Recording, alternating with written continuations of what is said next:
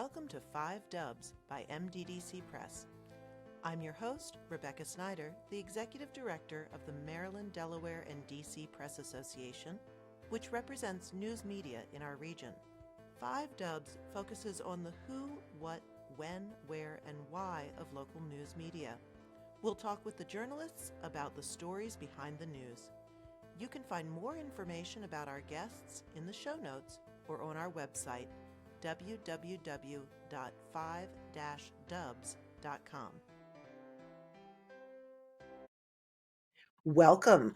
I am delighted to be here today with the I-95 business crew, Vicki, Franz, and Sarah Schaefer. Welcome to the program. Thank you. So, Vicki, you're the publisher of I-95 Business. I wanted to hear a little bit, and our listeners want to hear, what is I-95 and sort of what do you cover, who do you reach, all that good stuff. I-95 Business is a multi-platform publishing company. We're a features magazine, so we are focused on telling stories and serving the business community as a catalyst to connect one another and help everyone to do business better. We like to focus on business growth and economic development issues and companies that are contributing to that growth. And we also cover a lot of innovation and technology. We publish every other month, but we have a constant online and digital presence through other platforms, and we're reaching people through our email newsletter and our social media platforms. So we have a pretty broad reach into the Baltimore region. We go down to as far as Montgomery, Frederick, and of course Baltimore region. Okay. Great. And so now, how long has I-95 been around? Because it seems like like one forever. of the. It feels forever, but that might also be because you're working in it. I don't know. We are using we're in our 13th year. So we've been publishing for quite a long time. We started publishing coming out of the recession. And we felt like there was a void in the market as the other publications in the market that were covering business contracted.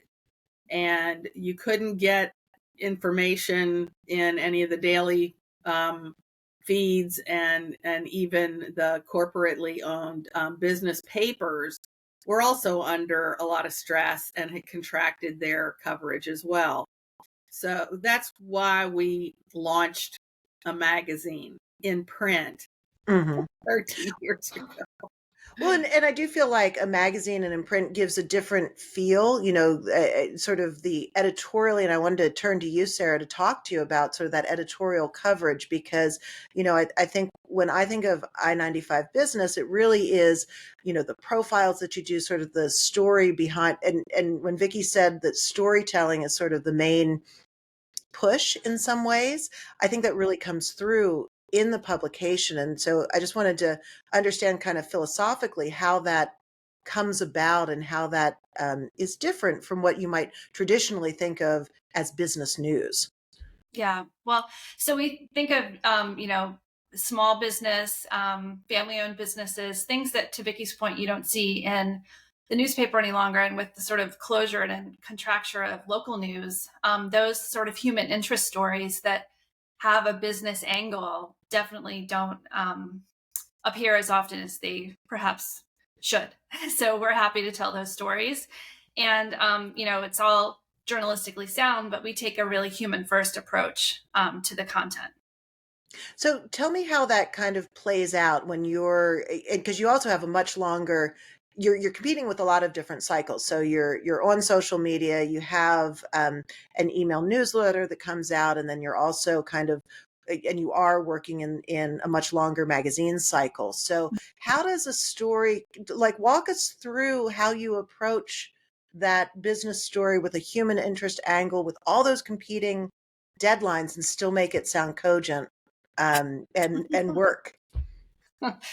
Wow. Well, it's, we keep an editorial run list, and we're always, I think part of being a journalist now is, um, almost keeping a dossier of ideas that are evergreen, and you're interested in someone, you might sort of keep them on your short list, but then you're waiting to see what happens and waiting for that newsiness to pop.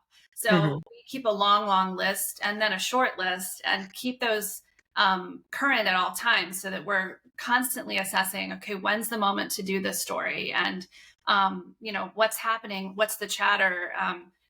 Is this person, what does this person really believe in strongly? What are they passionate about? And how can we tell their story in a way at the exact right time, Hmm. that would be both meaningful to them, as a local business leader, but also to the community, writ large, as Vicki said, from Baltimore to Frederick County to Anne Arundel County, Montgomery. Um, you know, what does their story have to do with the local region, and how can we tell it in a way that balances both that human interest element but also the business angle? So I guess my long-winded answer is that there's tons of lists and we keep our eye to the horizon line at all times. Well, and when I sort of feel like Vicki, I always picture you as sort of like you have your hand on the or finger on the pulse of a lot of different organizations and areas. And Sarah, I'm sure you do as well because of the work that you do. Um, and so I I know you're always looking for stories, and we'll get to your events, your really robust events in just a minute. But how does someone get on these lists? Like how do they make sure that you know the interesting things that are going on, that even with your finger on the pulse, it's sometimes really hard to, like, you can't know everything. So how do you manage Well, that? and much to some people's surprise, I don't know everybody. Um, Even though I am out and about and I track a lot of news that's coming from newsletters and news feeds all over the market. And so I'm asked that a lot. How do I get your attention? And I said, well, the first thing you do is you talk to me. Because if I know who you are and I understand, why someone is special and what they Hmm. do is special, and how, for me, it's how does that person's knowledge and work impact the community, Hmm. and how do they make a positive impact on the community. And so, these people, and I've often said, you've been on my list for a while, and now I know I can write about you. So, we just had the opportunity recently to write about the president CEO of Lutheran Immigration Services. Hmm. And Krish Vignaraja is a force. She's an international force. She's from Baltimore. She lives in Baltimore, and their corporate headquarters are here. So of course I would want to write about her, right? She's amazing. But they're going through a brand change, and so Hmm. they're changing everything. I mean, I had called her and said, I want to feature you. And she said, oh, the timing is perfect because we're having a brand reorganization. So that's the kind of collision of PR and person that makes really good sense for us. And that way we can just make that happen. Hmm. So I'm glad that they didn't do a brand change, a month after we featured her, that kind of thing. Right. No, and a lot of it is timing. And you mentioned sort of the role of the community, and it feels like community is one of those underlying themes. And I'd love to hear from each of you about your perspective on the community that you're trying to build with the publication and the news outlet, because I've been to some I-95 business events, and they're super collegial and they're very homey feeling, and that idea of community in such a disconnected world is really important. And I think I sense that it plays into your philosophy of the business and the structure of the publication, but I'd love to hear if I'm right. So tell us more. Well, I'll take it from the editorial side. I think, to your point, Rebecca, there's this notion of sort of divided, fractured communities, silos becoming ever more present. And I think, and there's gatekeeping of information where people don't want to share their secrets or say how I did it or how I succeeded or how I overcame a challenge. But, we look for stories where people are transparent about the challenges they've overcome, bringing, meaning to chaos or rising to, a new opportunity, and telling people about how they, in detail, service journalism, how they did it. And I think that's about building community too, because we're all in this together. We're all just trying to get through the day. Some people have solutions that they can impart to others, and perspectives and points of view. It might not always be here's your top 5 list of how to get it done, but it might be really valuable perspective about how to navigate an issue or address an emerging trend in business or in just, life. So we look for stories that have that sort of human connection and element to them as well. I love that. And then Vicki, how are you I like building to community? say that, we write about people. So people are our community. And you can't have community without people. You can't have companies without people. And so it's really that dynamic of a leader that attracts the reader to our story. So, you should always see faces that are familiar, and you should always see faces that are unfamiliar. And we try to have a blend of the known and the not so obvious leader, because not all leaders are out there, like we say, and so we build that community through our social channels and the publication, which is direct mailed, and so you got to have the compelling stories of people and how they've effectively run their companies to be successful. And that hopefully those nuggets of knowledge then invite someone to then contact that person and say, oh, I love what I saw in I-95, and I'd love to hear more about how you do that. And then they can make that connection on a familial level, as opposed to not familial, a familiarized level, as opposed to just a random, oh, I saw your face on LinkedIn and I want to connect. So it gives people a conversation point to go from there. And we also include a lot of, people moving news, so that we're providing that news feed. A lot of companies will share their news releases with us. And so we publish those. We don't charge for that. And we include those in our feeds as well. So that's a community service that we think is important. So when Sharon Markley Schreiber leaves the Greater Baltimore Committee, and I can tell 10 people who don't know that, but if I can publish it, I'm telling my community, and then everybody seems to know. So everyone those are kind of things that build community. And I love because it's such a personal, you're really focusing a lot on profiles and on individual people as opposed to systems or sort of monolithic companies. It gives people an avenue to connect. And so I love that that it is a connection tool, that you're essentially providing a calling card to say, oh, Yeah, I need to email Sharon and congratulate her on, on where she's going, or thank her for the work she's done with the GBC, and I feel like that is such an important community builder. It is like family. It's not just familiarizing. It is connecting in a way that is almost family. It's a small state. It's a small, it's a small area, and people do know one another.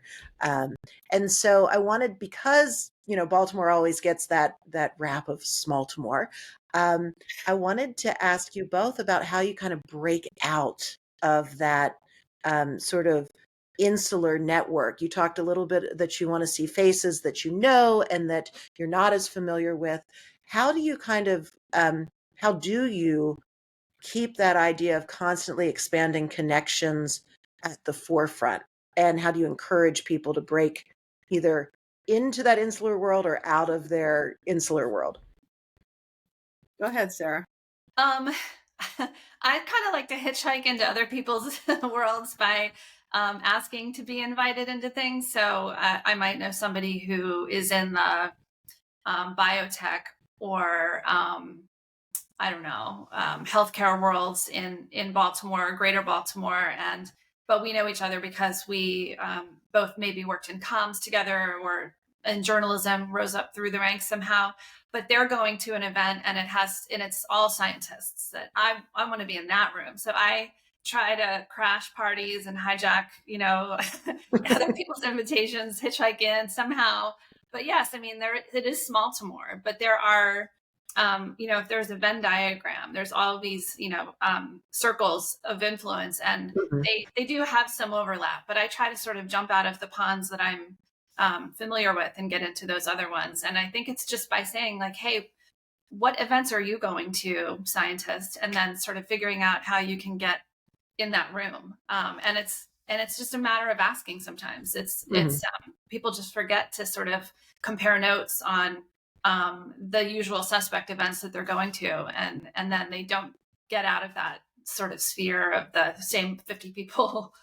Right. Yeah, and I mean, you can only know so many people. Sometimes it seems overwhelming, and so it feels like you're giving again avenues in. And I want to talk a little bit about sort of the role of events in that because Vicki, you often host events at your home, and so that just creates a different feel than if you're in the hotel, a hotel space. So is that tell us more about sort of do you have a vision and a plan behind that, or was it just convenient? Is it an excuse to have to clean your house? I mean, what's the method behind Well, those events? the thought is all goes all back to what we were talking about earlier, building community.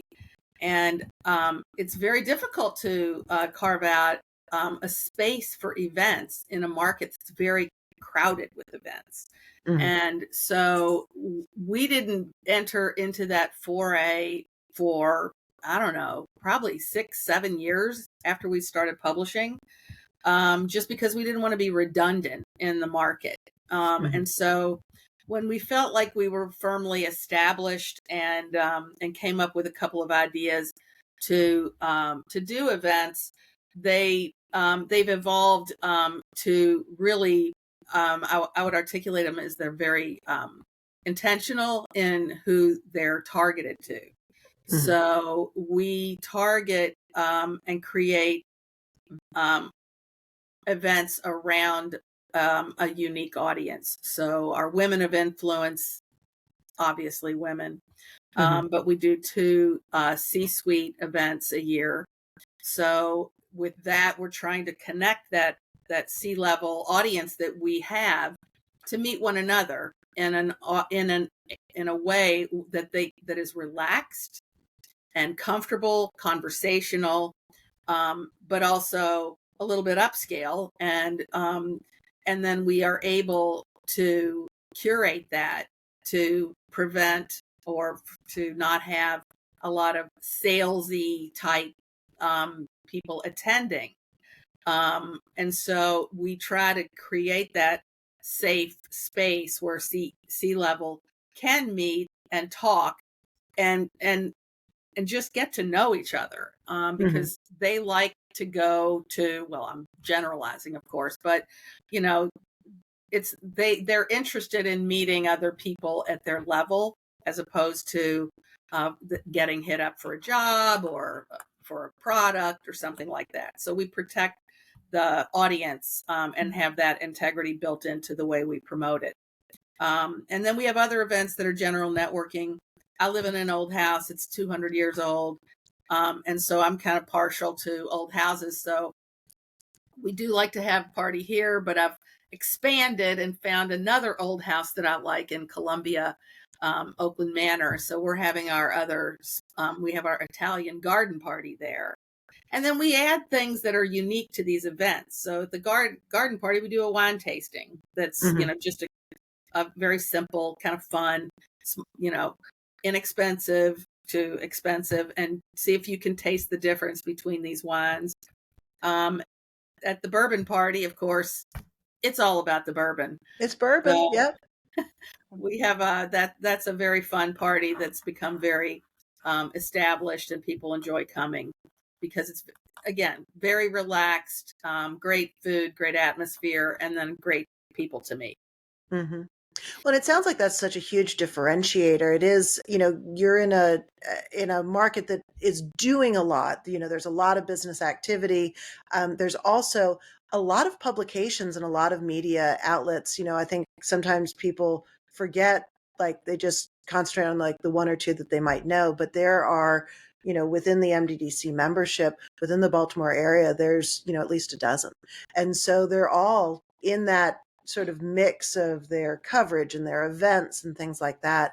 Um, and so I think the way you've approached your events in a very thoughtful way to say, this is what differentiates us, and this is how it kind of carries through to our core values of communities and individualism and connection is, I think, really, really powerful.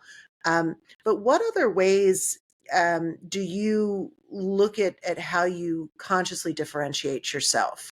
The storytelling is a big piece of it, but what else do you kind of say, this is what sets us apart? I would say, from an editorial perspective, we try to cover the entire waterfront of our readership area. And as much as Baltimore drives the state, we try to make sure that we're not being too heavy on strictly Baltimore coverage, Baltimore City coverage.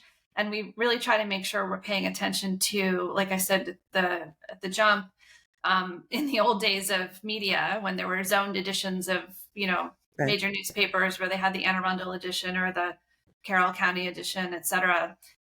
Those really local news, as I call it, was something you could get access to every single day. And that's just, it's a much different ballgame now with media. So we make sure that we're covering the entire readership area and really paying close attention to everything going on the ground in those different counties, as well as Baltimore City.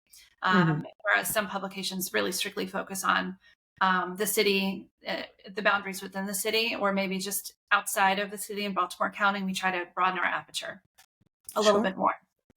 And to piggyback on that, they sometimes also are highly focused on a particular sector. And so we are covering a lot of different sectors, and we use our editorial themes in the issues to drive deeper into the sectors in a given issue. But we aren't doing the types of analytical stories, and we're able to publish the same press releases that you see in other news feeds in order to stay and provide current information to our readers. But we have a lot of latitude in terms of what we cover, and so it's what makes us different is that we print and direct mail a magazine that's printed in 4-color on really nice paper, and that's what people want. Mm-hmm. They like it in print. Print is proof. They can show it to their mother and say, "Look, Ma, I was in this magazine." Where when you are online, the web is a great equalizer. Mm-hmm. So our cover story, when it's presented online, looks exactly the same as a 1-page article in our magazine. Right, that's a good point. Because of templates on the web, it has to flow into a template where you're not limited by that with design when you're doing a printed publication. And so those visuals are very important. We take a lot of time and care about the way we present a story and its design. That's a thing. That's a thing. It's not a thing when you have a web developer who has designed a template and things flow into it. It no longer is a design.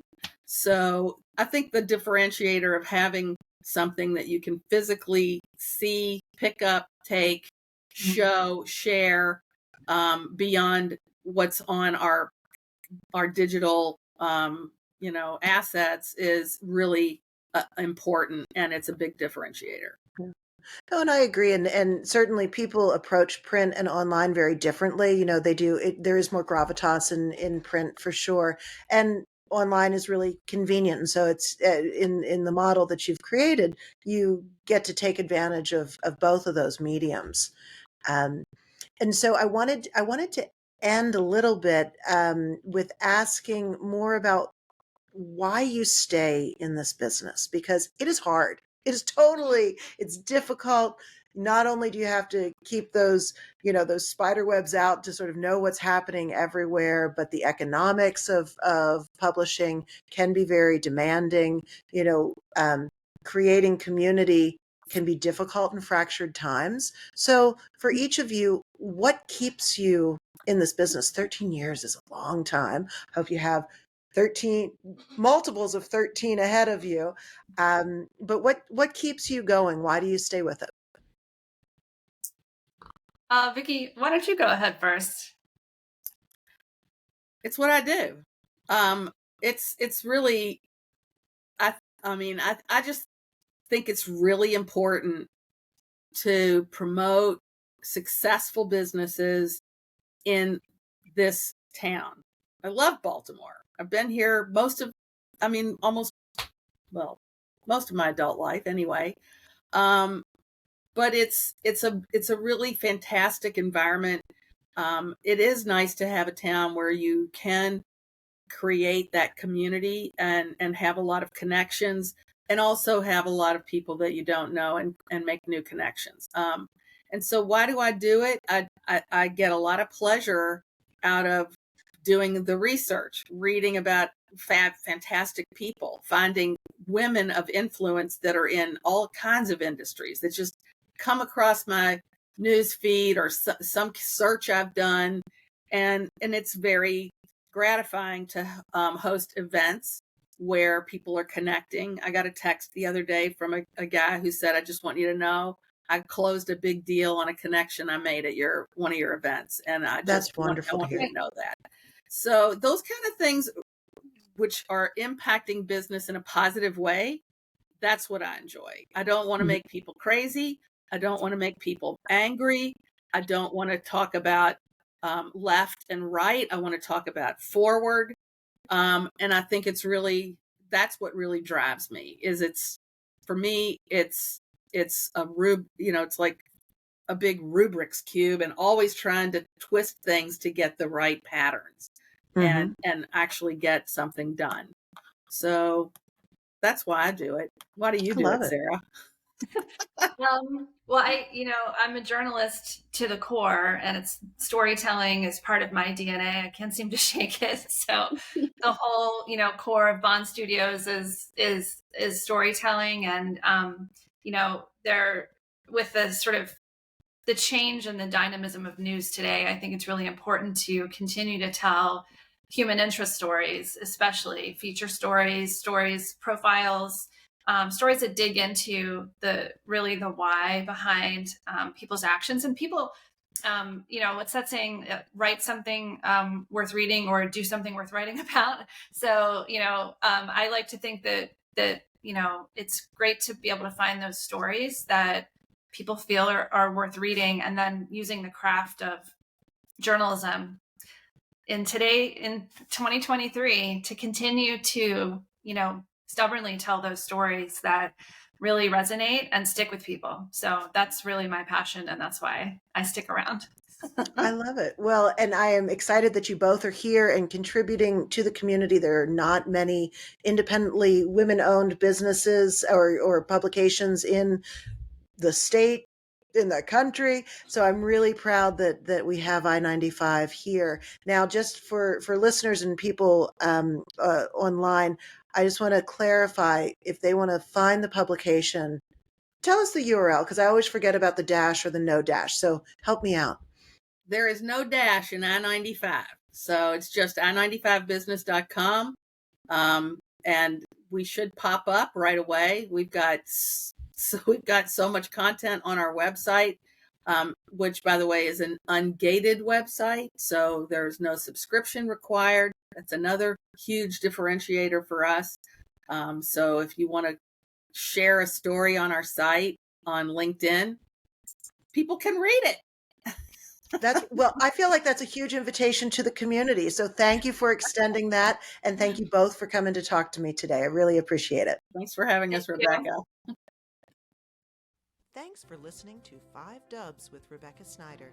Please subscribe and leave us a 5-star review wherever you download your podcasts so that others can find us. What do you want to know about local journalism? Email me at rsnyder, SNYDER, at mddcpress.com. Interested in supporting our podcast and journalism? Please donate to our 501c3 Press Foundation. Find out more and see the full episode list and show notes at www.5-dubs.com.